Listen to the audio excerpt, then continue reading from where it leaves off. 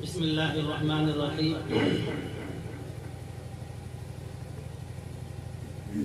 حضرت صدر اجلاس اسٹیج پر رونق افروز حضرات علماء کرام، بزرگان دین اور عزیز طلباء، یہ موقع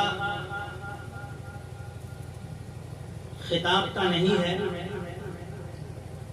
اور میں اس خوش فہمی میں بھی مبتلا نہیں ہوں کہ آپ حضرات مجھے سننے کے لیے آئے ہیں۔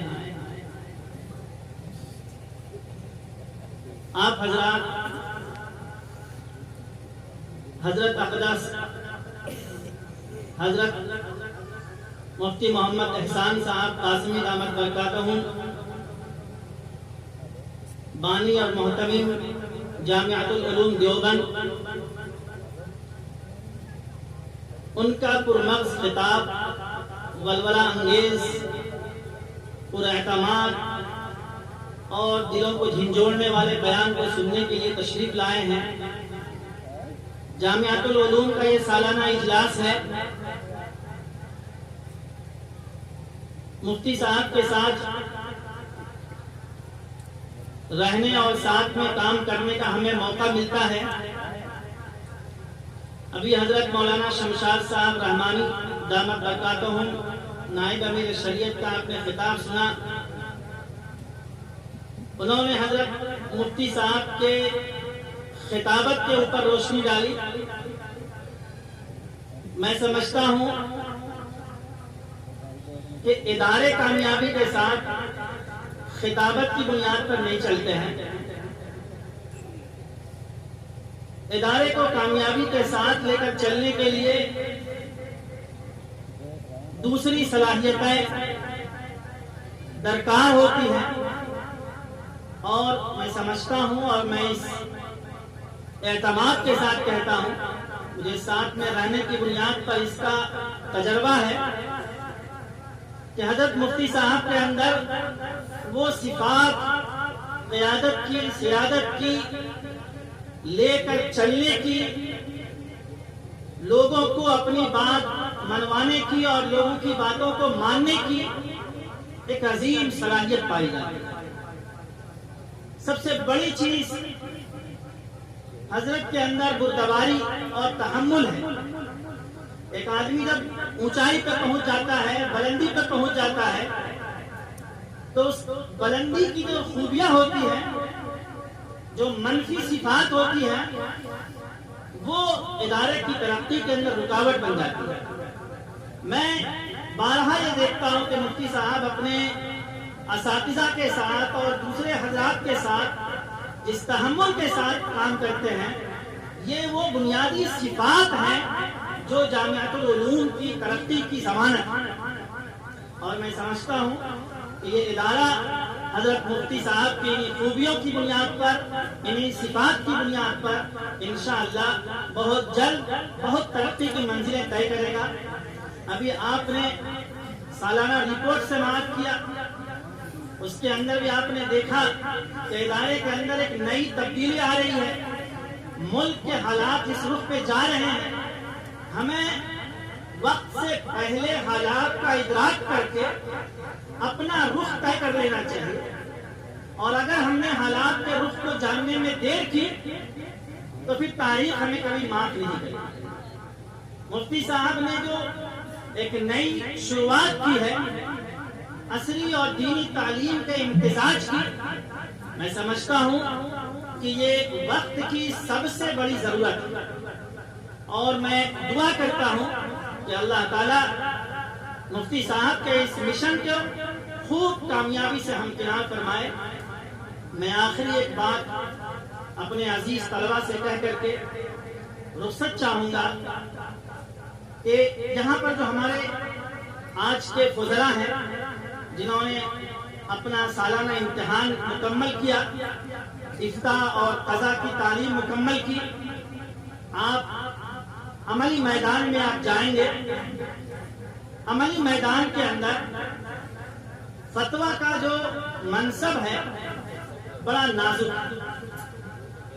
علامہ ابن قیم نے اعلام الموقعین کے اندر لکھا ہے کہ مفتی جو فتویٰ دیتا ہے وہ در حقیقت اللہ تعالیٰ کے حکم سے لوگوں کو واقف کراتا ہے اور اللہ تعالیٰ کے حکم کے اوپر نائب بن کر کے وہ دستخط کرتا ہے.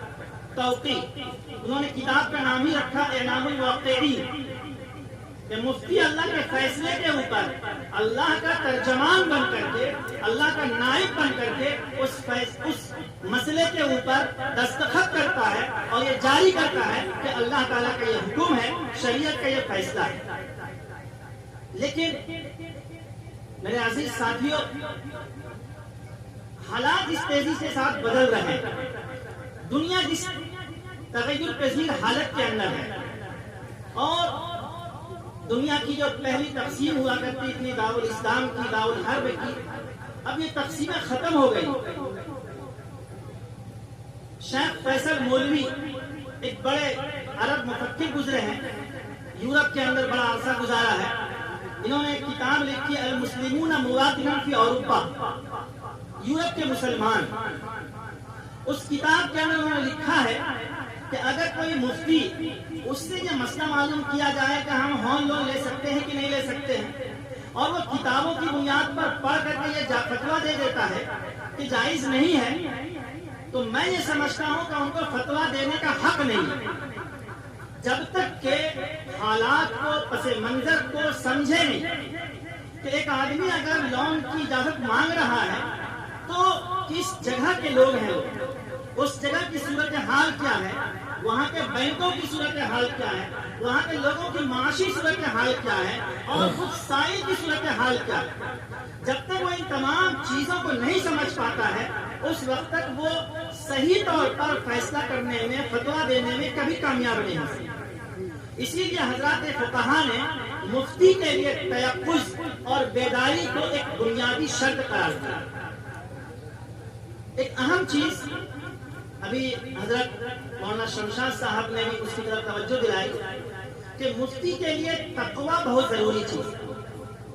علامہ ابن حمام کی ایک بلیغ عبارت ہے, علامہ شامی نے بھی اس کو کوٹ کیا ہے, ان اولا ما یستنزل به فیض الرحمت الالہیہ فی تحقیق الواقعات الشرعیہ طاعت اللہ عز وجل والتمسک بحبل التقوی واتقوا الله ويعلمكم الله.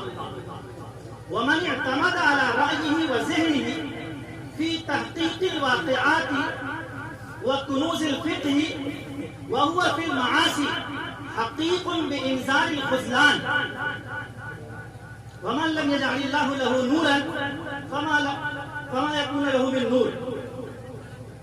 یہ اللہ تعالیٰ کے فیصلے کے اور اللہ تعالیٰ کی رحمت کے نازل ہونے کے لیے مسائل کو حل کرنے کے اندر سب سے بنیادی چیز ہے طاعت اللہ والتمسک بحبل التقوی, تقوی کی رسی کو مضبوطی سے تھامنا. قرآن کریم کے اندر خود اللہ رب العزت نے ارشاد فرمایا واتقوا اللہ ویعلمکم اللہ. تقوی اختیار کیجئے, اللہ آپ کو راستے بتا دے.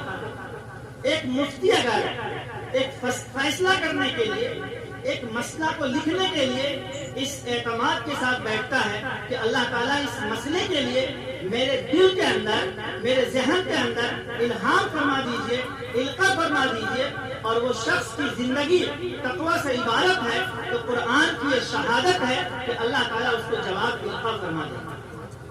اور جو شخص گناہوں کے اندر ہے, معصیت کے اندر ہے اور وہ اپنے ذہن پر, اپنے علم پر اعتماد کر کے مسئلے کو حل کرنے کی کوشش کرتا ہے, تو علامہ ابن حمام کہتے ہیں حقیق بانزال الخذلان, ذلت و رسوائی اس انسان کا مقدر بن جاتی ہے. اس لیے میرے عزیز ساتھیوں, جو آج یہاں افتاء کی تکمیل کر کے اپنے اپنے وطن کو جائیں گے, یہ دو نصیحتیں بہت مختصر سی ہے. یاد رکھیے گا کہ تقوی اگر آپ کی زندگی کے اندر ہے تو آپ فقہ کے مشکل سے مشکل مسائل کو حل کر لیں گے. اور دوسری چیز بیدار مغزی ہے. سائل سوال کرنے والا مختلف بنیادوں پہ سوال کرتا ہے. کبھی اس کا منشا عمل کرنا ہوتا ہے اور کبھی اس کا منشا دوسرے کو ذلیل کرنا ہوتا ہے۔ ایک مفتی کی بیدار مغزی یہ ہے کہ وہ اس بات کو سمجھے کہ سامنے والا جو سوال کر رہا ہے یا عمل کرنے کے لیے سوال کر رہا ہے یا دوسرے کو ذلیل کرنے کے لیے سوال کر رہا ہے۔ اگر عمل کرنے کے لیے سوال کر رہا ہے تو اس کا جواب الگ ہوگا، اور دوسرے کو ذلیل کرنے کے لیے سوال کر رہا ہے تو اس کا جواب الگ ہوگا۔ اللہ تعالیٰ ہمیں کہنے سننے سے زیادہ عمل کرنے کی توفیق نصیب فرمائے۔ میں آج کے اس باوقار اور پرشوکت پروگرام کے اوپر حضرت مفتی صاحب کو مبارکباد پیش کرتا ہوں اور دعا کرتا ہوں کہ یہ چمن یوں ہی سدا آباد رہے۔ واخر دعوانا الحمدللہ رب